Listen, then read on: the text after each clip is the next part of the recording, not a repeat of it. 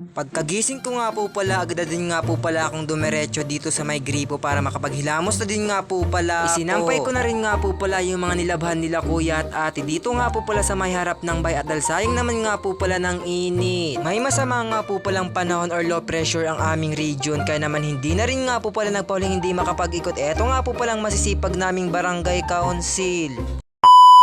Hi guys! A day in my life as a Baoenyong mini vlogger at the age of 21. Kaya naman, let's go!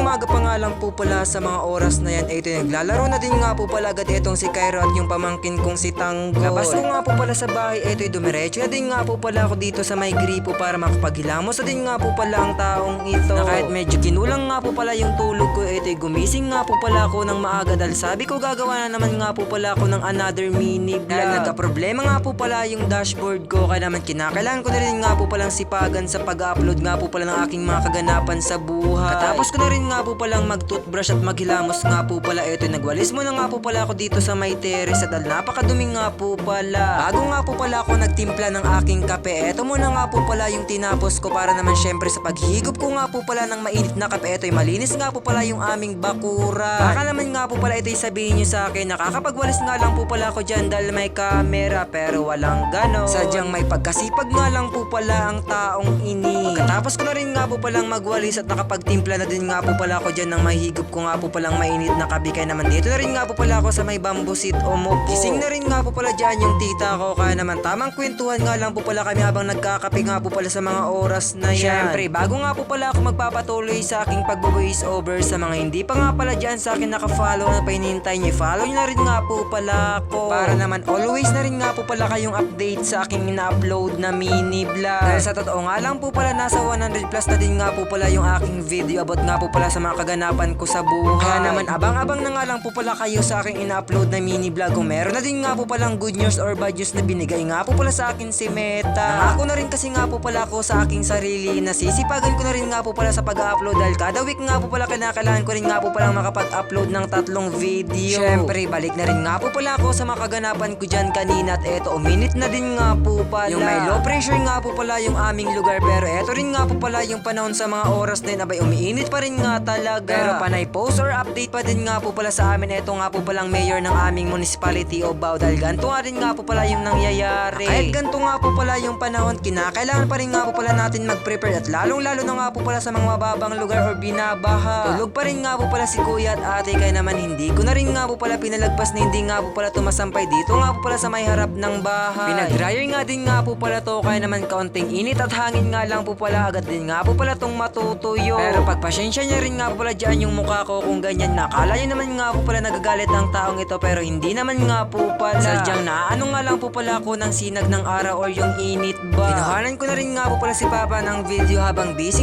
nga po pala dito sa may sagingan. Meron na din kasi nga po palang matitigas or yung pwede din nga po palang kuhanin kaya naman si Papa hindi na rin nga po pala talaga nagpahuli. Kakaalam ko nga po pala ito ibibenta nga po pala ni Papa pero hindi naman nga po pala nabili at saktong-sakto murang-mura naman kasi nga po pala yung saging ngayon. Tamang 7 or 8 na nga lang po pala ang kilo ngayon for today's video. Habang nakaupo naman nga po pala yung tita ko dito sa may bamboo seat, eto naman nga po palang pamangkin kong si Tanggol abay nakikipaglaro na din nga po pala. May nag-request din kasi nga po pala sa akin about nga po pala doon sa apo nga po pala nitong tita ko na isama ko naman daw nga talaga siya sa aking mini vlog kaya naman eto na. Yung sabi ko nga meron nga po palang masamang panahon or low pressure yung aming region kaya naman hindi na rin nga po pala nagpala. Eto nga po palang masisipag naming barangay council. Umikot na rin kasi nga po pala sila dito nga po pala sa aming barangay ng Bagong Bayan para makapagbigay nga po pala ng update about nga po pala dito sa mararanasan naming bagyo. Lalong lalo na rin nga po pala sa mga kinakailangan mag-evacuate dito nga po pala sa aming barangay dahil bukas naman na nga po pala yung eskwelahan. Dahil umabot na rin nga po pala ng signal number 2 ang aming nga po palang province ng Kamsur. Kanina nga lang po pala for today's video. Kaya naman always na lang nga po pala tayong mag-iingat. Kuhanan ko na rin nga po pala ng video habang sinisipagan nga po pala tong pangalawang kapatid habang andito nga po pala siya sa sagingan at habang binabawasan nga pala niya ng dahon. Tanghaling tapat na rin nga po pala sa mga oras na yan at dahil medyo nagugutom na rin nga po pala ang taong ito kaya naman tara at sabayan niyo muna nga po pala akong kumain dyan. Bali yung ulam ko nga po pala dyan for today's video, ito yung laing nga po pala na may kahalo nga po palang santo. And syempre yung pangalawang ulam ko nga po pala dyan abay yung nilibre nga po pala sa akin ng tita ko ng isang piraso nga po pala nung hotdog. Habang kumakain nga po pala ako sa mga oras na ito, samahan niyo muna nga po pala akong mag-share shoutout. Dahil yung sabi ko nga po pala doon sa pinag-upload ko nga po palang mini vlog na lagi na rin nga po pala akong magpapakomment nga po pala sa aking in-upload na mga video. Lalong-lalo na rin nga po pala kung saan na rin nga talaga nakakarating. Eto nga po pala mga kaganapan ko sa buhay. Kaya naman eto simulan na rin nga po pala natin sa pag-shoutout sa lahat nga po pala nag-comment dyan. Kaya naman shoutout sa'yo Syra De La Rosa, Christine Ramos, Tita Jody Serra from Taguig, Angelica Ramirez, Angel Barasina from Santa Elena Bulac, Laika Barasina Tuplano, Mark Harvey Barasina, ako na lang kasi,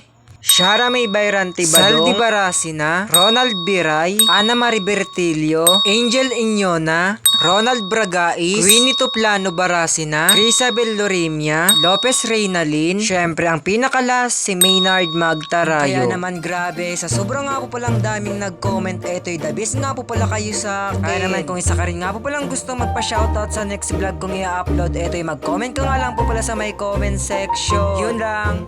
Bye-bye!